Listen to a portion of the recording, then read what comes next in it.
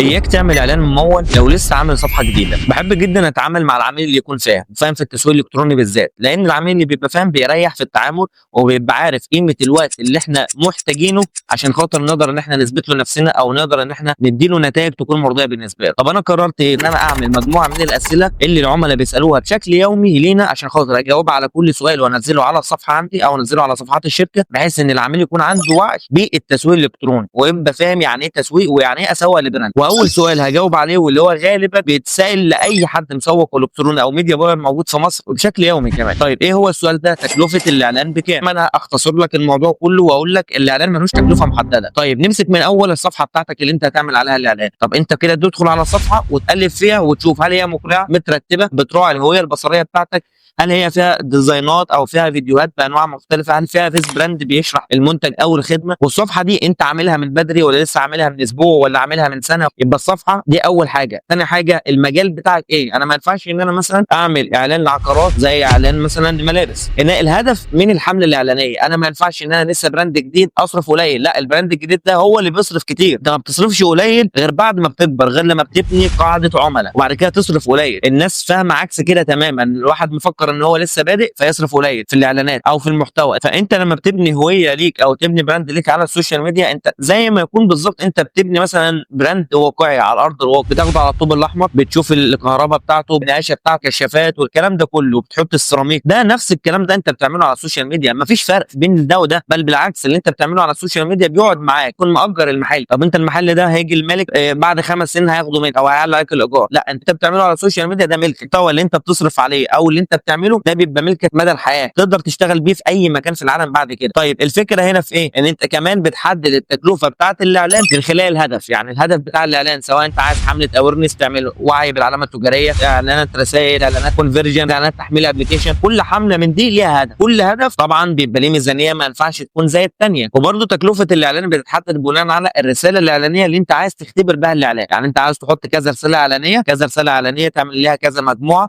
اللي كذا المجموعه دول تعمل عليهم تيست وتشوف ايه اللي هينجح معاك في الرساله الاعلانيه وتكمل عليها، تصرف عليها ميزانيه اكتر. دلوقتي البنود دي كلها لازم تحطها في الاعتبار قبل ما تحط الميزانيه بتاعتك. يعني لازم تسال نفسك السؤال ده، بعد كده تقول طب انا هحط بادجت كذا. بس كده، سلامات، وما تنساش تتابعني على كل المنصات.